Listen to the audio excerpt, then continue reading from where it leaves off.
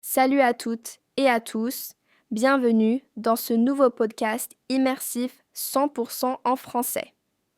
Aujourd'hui, on va aborder un sujet qui fait sourire beaucoup d'étrangers et qui intrigue encore plus ceux qui découvrent la France.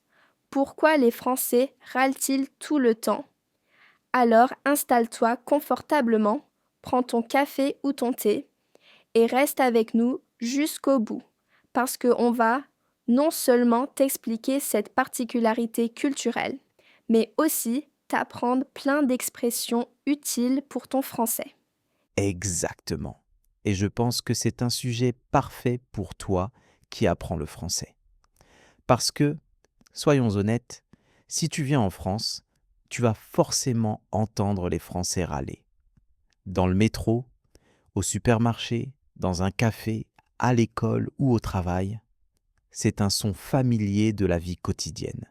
Mais attention, râler, ce n'est pas toujours négatif. Parfois, c'est presque une façon de vivre, une manière de communiquer, voire un art. Oui, et c'est ça qui est fascinant.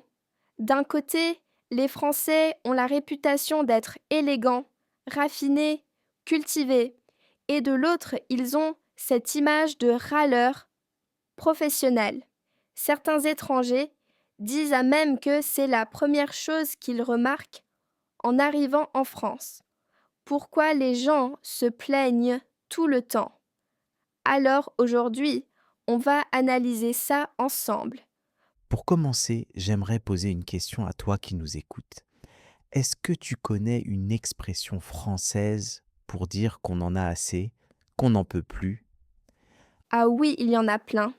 Par exemple, j'en ai marre, j'en ai ras-le-bol, ou encore ça me saoule.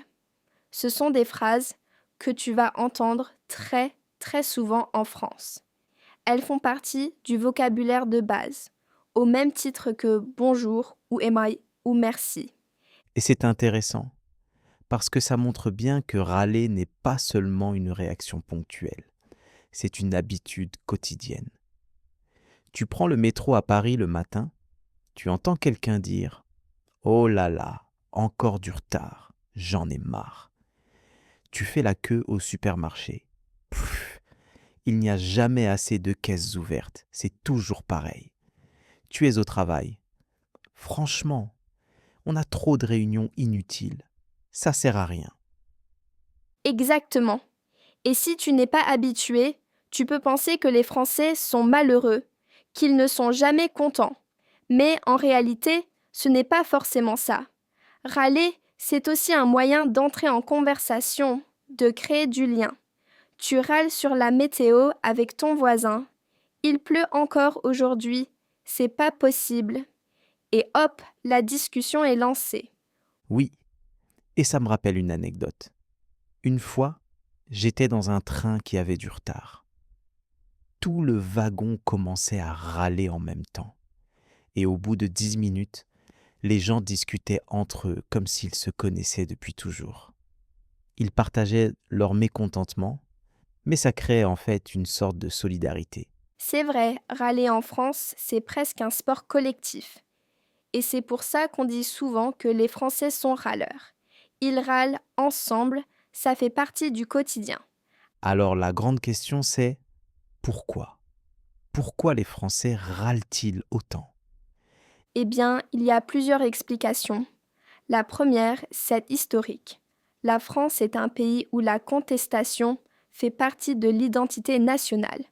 Si on regarde l'histoire, la Révolution française de 1789, les grandes grèves du XXe siècle, les manifestations récentes, protester, exprimer son mécontentement, c'est profondément ancré dans la culture française. Exactement. On pourrait presque dire que râler, c'est une petite version du révolutionnaire qui sommeille dans chaque Français. Bien sûr, on ne prend pas toujours la Bastille, mais on continue de se plaindre, de critiquer, de revendiquer. Et il y a aussi une explication psychologique. Râler, ça permet d'évacuer le stress. Plutôt que de garder ses frustrations à l'intérieur, les Français préfèrent les exprimer.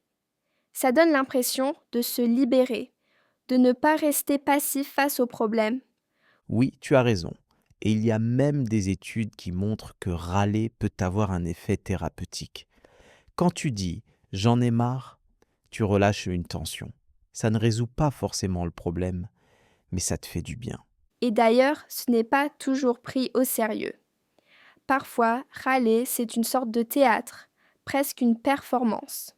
On exagère, on dramatise, mais en réalité, ce n'est pas si grave. C'est une manière de raconter la vie quotidienne avec humour. Oui, par exemple, un Français va dire «Oh là là, c'est la fin du monde, j'ai raté mon bus». Alors qu'en réalité, ce n'est pas dramatique, mais ça fait partie du style. Et tu sais ce qui est drôle? Beaucoup d'étrangers qui viennent vivre en France finissent par adopter cette habitude. Au début, ils trouvent ça étrange. Puis, au bout de quelques mois, ils se surprennent à dire «Pff, il pleut encore» ou «Oh non, c'est trop cher». C'est vrai. Et ça montre bien que râler, en France, ce n'est pas seulement une plainte, c'est aussi un langage, une façon de communiquer. Donc, si tu apprends le français, c'est important de connaître ces expressions et de comprendre cette habitude culturelle. Non seulement ça va enrichir ton vocabulaire, mais ça va aussi t'aider à mieux t'intégrer quand tu discutes avec des Français. Exactement. Parce que si un Français te dit «j'en ai marre» et que tu réponds «moi aussi», eh bien, tu viens de créer un lien. C'est comme un code culturel. Si on veut comprendre pourquoi les Français râlent, il faut observer leur quotidien. Prenons un exemple très classique, les transports. C'est probablement l'endroit où tu vas entendre le plus de plaintes. Dans le métro parisien, par exemple, il y a souvent des retards, des pannes ou tout simplement trop de monde aux heures de pointe. Dans ces situations, la réaction typique d'un Français, ce n'est pas de rester silencieux, mais d'exprimer tout haut ce que tout le monde pense. C'est pas possible, encore en retard. Ou, franchement, ils exagèrent, on est serré comme des sardines. Ce genre de phrase fait partie de la musique quotidienne de la ville. Et ce n'est pas seulement à Paris. Dans d'autres villes, comme Lyon, Marseille ou Bordeaux, tu entends les mêmes réactions. Les transports sont un espace où râler devient une sorte de défouloir collectif. On peut dire la même chose à propos de l'administration. Si tu as déjà eu affaire à la bureaucratie française, tu sais que les procédures peuvent être longues, compliquées et parfois très frustrantes. Alors forcément, ça fait râler. Quand on attend au guichet, on entend souvent « ça n'avance pas, c'est toujours pareil » ou « pourquoi il faut encore remplir un papier supplémentaire ?» C'est devenu presque un cliché, mais c'est une réalité. Les Français aiment critiquer leur administration. Pourtant, ce n'est pas seulement de la mauvaise humeur. Râler permet aussi d'exprimer une forme de résistance face à un système perçu comme rigide ou inefficace. Et puis, il y a la météo, un autre sujet incontournable. S'il fait froid, on se plaint qu'il fait trop froid. S'il fait chaud, on râle qu'il fait trop chaud. Quand il pleut, on dit que c'est déprimant. Et quand il fait beau, on trouve encore une raison de râler. Oui, mais ça ne va pas durer. C'est toujours pareil en France. Ce besoin de commenter et de critiquer le temps qu'il fait est un point commun avec d'autres cultures. Mais en France, ça prend une dimension particulière. Ce n'est pas seulement un sujet de conversation neutre, c'est un prétexte pour exagérer, amplifier, théâtraliser un peu le quotidien. On retrouve ce même mécanisme au travail. Les Français aiment beaucoup débattre, donner leur opinion, et parfois cela prend la forme de critiques. On se plaint d'avoir trop de réunions, de ne pas être payé assez, de ne pas avoir assez de reconnaissance. Mais attention, râler au travail, ce n'est pas forcément de la négativité pure.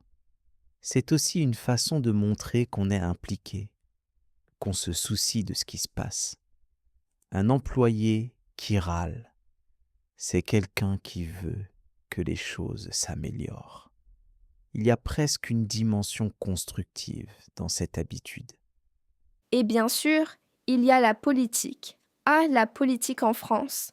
C'est probablement l'un des sujets où les Français râlent le plus, que ce soit à propos des impôts, de la décision du gouvernement, des élections ou des réformes, il y a toujours matière à se plaindre. Les débats politiques font partie de la culture française et il est très rare de trouver quelqu'un qui reste totalement neutre. Même ceux qui disent ne pas s'intéresser à la politique finissent souvent par râler sur le prix de l'essence ou sur les décisions des maires. Là encore, il ne faut pas voir ça uniquement comme de la mauvaise humeur. Râler en politique, c'est aussi une façon de participer au débat, d'exprimer son opinion, de montrer qu'on est concerné par la vie du pays. Mais ce qui est fascinant, c'est que râler n'empêche pas les Français d'aimer leur pays. Au contraire, ça fait partie de leur identité. Ils critiquent la France, mais ils en sont aussi fiers. Ils râlent sur les transports, mais ils adorent le TGV qui leur permet de traverser le pays rapidement. Ils râlent sur la météo, mais ils sont fiers de la diversité de leur paysage. Ils râlent sur les impôts, mais ils apprécient la sécurité sociale et les services publics. C'est un mélange de critique et d'attachement qui peut sembler contradictoire, mais qui est en réalité très français. On pourrait presque dire que râler est une manière d'aimer. Quand on râle, c'est parce qu'on se sent concerné, impliqué.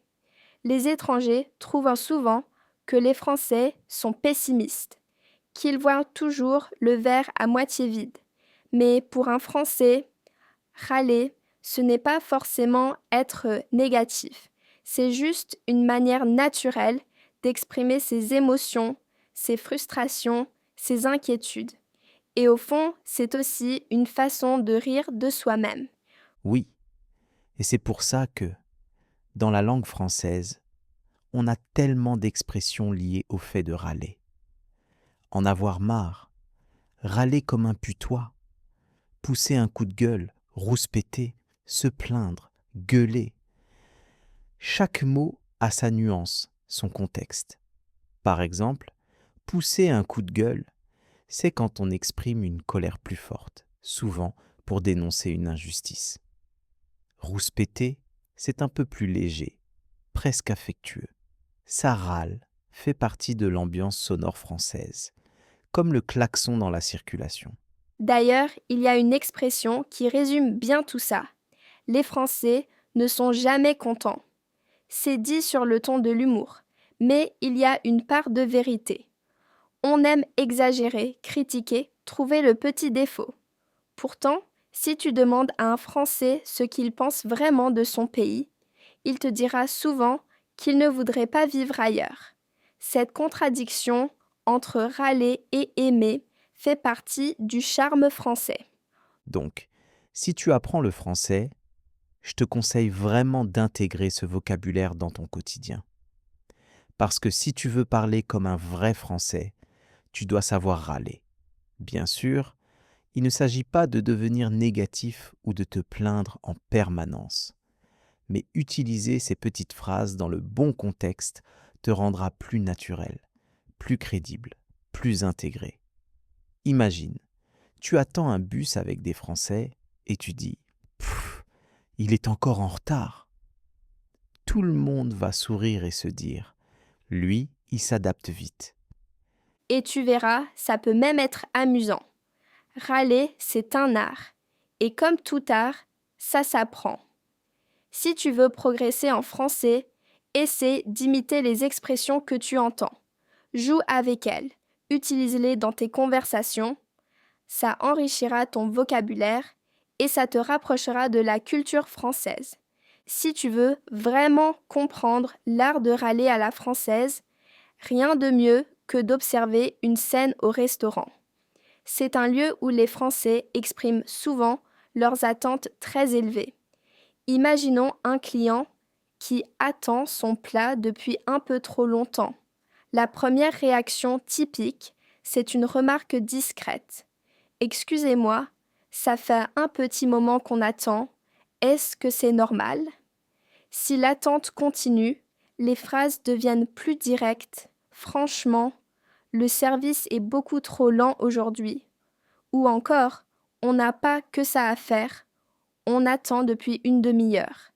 Mais le plus intéressant, c'est que ces critiques ne signifient pas forcément que le client n'aime pas l'endroit. Au contraire, les Français adorent débattre de la qualité d'un repas. Analyser chaque détail et râler fait partie de l'expérience. C'est une manière d'affirmer que la gastronomie est importante et que tout doit être à la hauteur. Cette attitude se retrouve aussi dans les repas de famille. En France, les repas familiaux durent souvent plusieurs heures, et il est très courant que les discussions finissent en débats passionnés. On commence par parler de la cuisine. Les légumes ne sont pas assez cuits, le vin est un peu trop jeune, le dessert est trop sucré. Ce sont des petites critiques qui s'enchaînent, mais elles sont rarement méchantes. Elles créent une ambiance vivante, animée. Ensuite, on passe très vite à des sujets plus sérieux, comme la politique ou l'économie. Et là, ça râle encore plus. Tout le monde donne son avis. On se coupe la parole. On exagère un peu.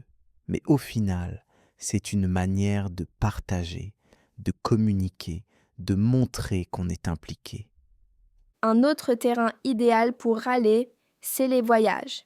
Quand les Français partent à l'étranger, ils comparent tout avec la France. Si l'hôtel est un peu bruyant, on dit « ce n'est pas possible, on ne peut pas dormir ici ». Si la nourriture est différente, on ajoute « ce n'est pas comme chez nous, franchement c'est bizarre ». Même si le séjour est agréable, il y a toujours un petit détail qui fait râler. Mais attention, c'est aussi une façon de montrer son attachement à ses habitudes. Les Français sont fiers de leur culture, de leur cuisine, de leur confort, et quand ils voyagent, ils aiment bien mettre en évidence les différences. Et dans la vie quotidienne, il y a 1000 occasions de râler. Prenons l'exemple des magasins. Quand la file d'attente est trop longue, on entend souvent « il n'y a pas assez de caisses ouvertes, comme d'habitude ». Quand un produit est en rupture de stock, mais ce n'est pas possible, ils ne savent pas gérer leur stock. Ce genre de remarque est tellement fréquent qu'il fait partie du décor. Et si tu vis en France, tu finiras toi aussi par adopter ces petites phrases presque automatiquement. Même les loisirs ne sont pas épargnés. Par exemple, au cinéma, si le son est trop fort ou si quelqu'un parle pendant la séance, il y aura toujours quelqu'un pour râler. Dans les stades de football, c'est encore plus visible. Les supporters passent leur temps à critiquer l'arbitre, les joueurs, l'entraîneur, mais paradoxalement, c'est aussi ça qui rend l'ambiance passionnante. Râler devient une forme de participation active. C'est important de comprendre que râler, ce n'est pas seulement une question d'humeur. C'est profondément ancré dans la culture française. D'ailleurs, certains sociologues disent que c'est lié à l'histoire du pays. La France a connu de nombreuses révolutions, manifestations et mouvements sociaux. Cette tradition de contestation a laissé une empreinte dans la mentalité collective. On a appris à exprimer notre mécontentement, à ne pas rester silencieux face à ce qui nous dérange. C'est une sorte de réflexe culturel. Et cela se traduit aussi dans le langage courant. Tu entends souvent des phrases comme « on en a marre de payer trop d'impôts »,« ça suffit, il faut que ça change », Toujours les mêmes problèmes, jamais de solution. Ce vocabulaire fait partie de la vie quotidienne. Pour un apprenant de français, l'intégrer, c'est non seulement enrichir son lexique, mais aussi comprendre l'état d'esprit des gens. Mais il faut bien voir le côté positif. Râler crée du lien social. Quand deux personnes qui ne se connaissent pas, qu'intéressent pas, se retrouvent dans une situation inconfortable, par exemple bloquées dans un embouteillage, elles peuvent commencer à râler ensemble. C'est insupportable, il y a toujours des bouchons ici. Et l'autre répond, ah oui, c'est infernal, on perd un temps fou. En quelques secondes, un contact est créé. C'est une façon de partager une expérience, de se sentir moins seul dans sa frustration. C'est pour ça que, si tu es étranger et que tu veux t'intégrer en France, il peut être utile de savoir râler avec humour. Utiliser des petites phrases comme « c'est toujours pareil » ou « on n'y arrivera jamais » te donnera un air plus naturel. Et si tu ajoutes un sourire, les gens comprendront que tu participes au jeu, que tu n'es pas vraiment en colère, mais que tu adoptes les codes français. Un autre point intéressant, c'est la différence entre râler et se plaindre sérieusement. Les Français font très bien la distinction. Quand quelqu'un râle, c'est souvent exagéré, presque théâtral. On hausse la voix, on utilise des expressions fortes, mais on n'est pas forcément dans une détresse réelle. Par contre, quand quelqu'un dit calmement « là, je suis vraiment mécontent », la situation devient plus sérieuse. Apprendre à distinguer ces deux niveaux est essentiel pour bien comprendre la culture française. Et finalement, râler, c'est aussi une forme d'humour. On aime exagérer pour faire sourire les autres. Par exemple, quelqu'un qui attend trop longtemps au restaurant peut dire « On va mourir de faim avant que le plat arrive ». Bien sûr, ce n'est pas vrai, mais c'est une façon drôle de partager son agacement. Cet humour exagéré est une caractéristique très française, et il se retrouve aussi dans les films, les séries, les spectacles comiques. Pour vraiment comprendre pourquoi les Français râlent autant, il est intéressant de comparer avec d'autres cultures. Prenons les Américains, par exemple. Aux États-Unis, la culture est généralement plus optimiste. On préfère voir le côté positif, même quand les choses ne vont pas très bien. Dans un restaurant, si le service est lent, un Américain dira souvent « Don't worry, it's fine, we'll wait ».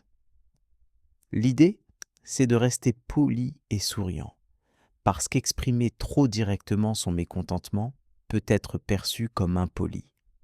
En France, au contraire, exprimer son insatisfaction est vu comme un droit, presque comme un devoir. On n'a pas peur de dire « ça ne va pas du tout » ou « ce n'est pas acceptable ». Si on regarde maintenant le Japon, la différence est encore plus marquée. Les Japonais évitent au maximum la confrontation directe. Le respect de l'harmonie collective est essentiel. Se plaindre ouvertement, c'est risquer de mettre les autres mal à l'aise. Résultat, même si quelque chose ne va pas, beaucoup de Japonais préfèrent rester silencieux ou trouver une manière très subtile d'exprimer leur mécontentement. Les Français, eux, ne se gênent pas. Au contraire, ils considèrent qu'en râlant, ils font avancer les choses. Ils pensent que si personne ne dit rien, rien ne changera. Et que dire des Espagnols ? Eux aussi aiment discuter et débattre, mais leur manière d'exprimer le mécontentement est un peu différente. En Espagne, on peut se plaindre, mais souvent sur un ton plus humoristique, plus léger. Les Français, eux, prennent parfois un ton très sérieux, comme si chaque petit problème était une affaire d'État. C'est une différence subtile, mais qui montre bien que râler en France n'a pas la même fonction qu'ailleurs. Pour les apprenants de français, comprendre ces différences est essentiel.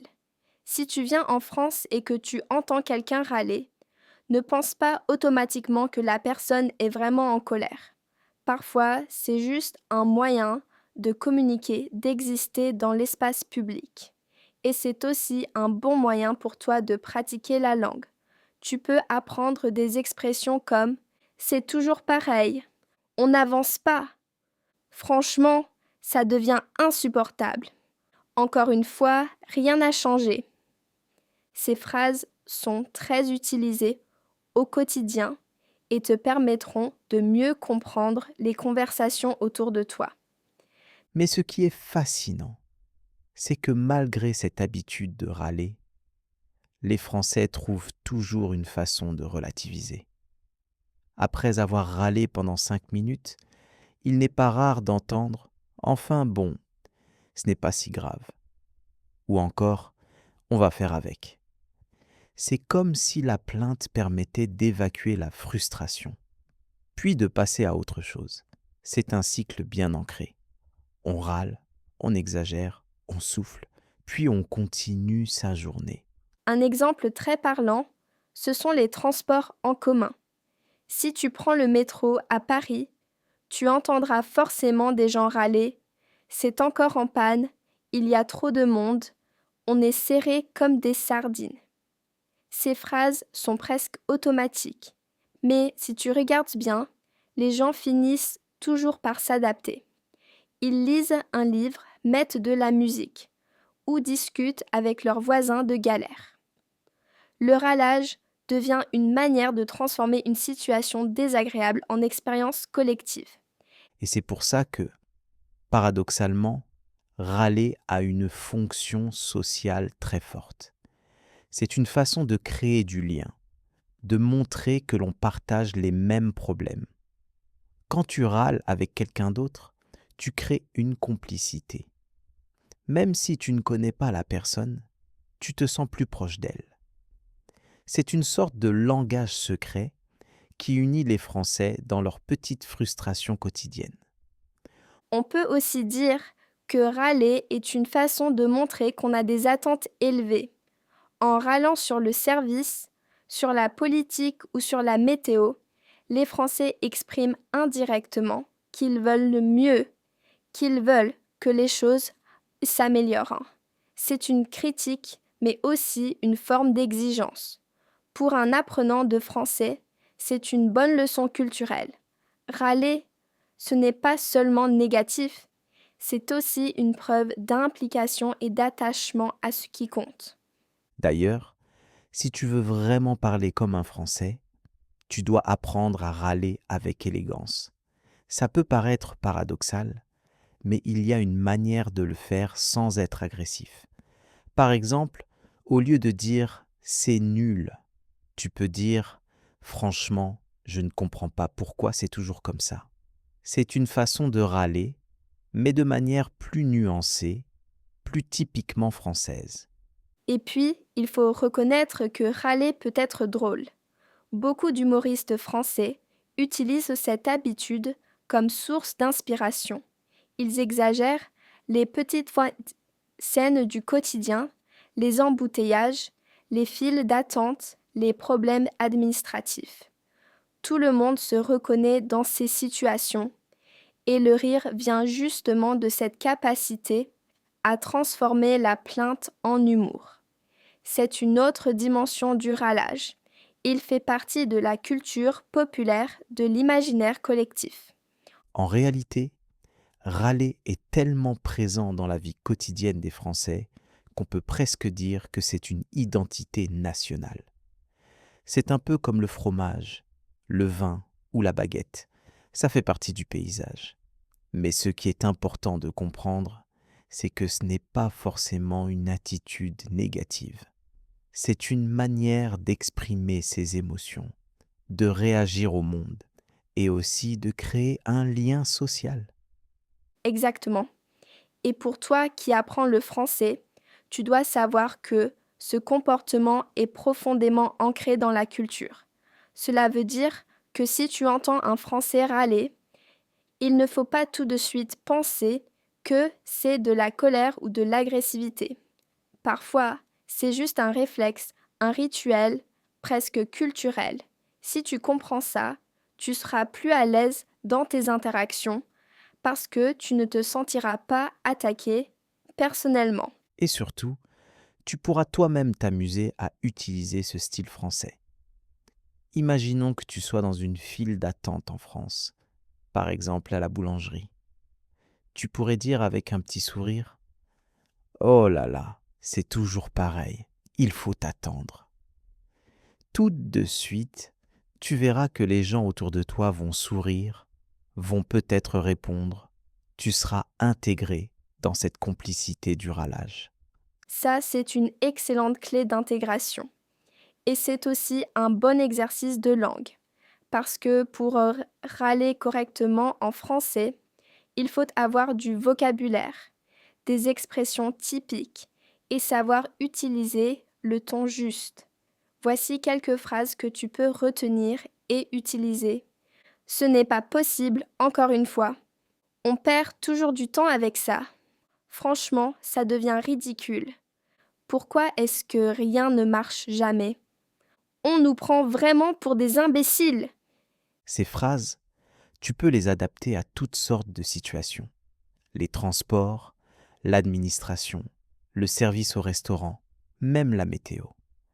Elles te permettront non seulement de comprendre ce que disent les Français, mais aussi de participer à ces échanges collectifs. Et puis, il faut le dire, râler est une sorte de soupape. C'est un moyen d'évacuer la frustration. Quand un Français râle, il ne garde pas ses émotions à l'intérieur. Il les sort, il les partage, il les exagère parfois. Mais une fois que c'est dit, la tension retombe et on peut passer à autre chose. C'est une hygiène émotionnelle, en quelque sorte. Oui, et ça explique pourquoi les Français râlent beaucoup, mais en même temps savent aussi profiter de la vie. Ils peuvent passer d'une plainte intense à un moment de convivialité autour d'un café ou d'un verre de vin. C'est ce mélange qui rend la culture française si particulière. Une capacité à critiquer tout en sachant savourer les petits plaisirs de la vie. Et ça, c'est une leçon intéressante pour les apprenants. Parce que ça montre que apprendre une langue, ce n'est pas seulement apprendre des mots et de la grammaire. C'est aussi comprendre les attitudes, les comportements, la manière dont une société fonctionne. En découvrant pourquoi les Français râlent, tu comprends mieux leur rapport au monde et tu peux t'intégrer plus facilement dans leur conversation. Alors, si tu veux pratiquer, voici un petit défi pour toi. La prochaine fois que tu regardes un film ou une série française, essaie de repérer les moments où les personnages râlent. Note les expressions qu'ils utilisent. Tu verras, c'est très fréquent et ça te donnera un vocabulaire authentique. Et toi aussi, dans les commentaires de cette vidéo, tu peux t'entraîner. Écris une petite plainte, une petite râlerie en français. Par exemple, YouTube m'a encore envoyé trop de notifications. Ou mon café est déjà froid. Amuse-toi, invente une phrase et partage-la avec nous. C'est une manière ludique de pratiquer et de faire comme les Français. Oui, parce qu'au fond, râler, c'est aussi une façon de jouer avec la langue. Ça permet d'exagérer, de donner du ton, de colorer son discours. Et c'est une compétence précieuse quand tu veux parler plus naturellement. Alors, pour conclure, on peut dire que si les Français râlent tout le temps, ce n'est pas parce qu'ils sont malheureux ou négatifs, c'est parce que c'est une habitude culturelle, une manière d'exprimer leurs attentes, leurs frustrations, mais aussi leur humour. C'est une part de leur identité et toi aussi, tu peux t'en servir pour mieux comprendre la France et ses habitants. Exactement. Et si tu veux vraiment progresser, je t'encourage à pratiquer ces expressions, à observer les situations et même à essayer toi-même de râler à la française. Tu verras, Ça peut être amusant et très utile pour ton apprentissage. Alors, merci d'avoir suivi ce podcast immersif avec nous. On espère que tu as appris non seulement du vocabulaire, mais aussi une belle leçon culturelle. Et maintenant, on compte sur toi. Dis-nous dans les commentaires ce que toi, tu aimerais râler en français. Et n'oublie pas de mettre un like à cette vidéo, de t'abonner à la chaîne et de partager ce contenu avec tes amis qui apprennent le français.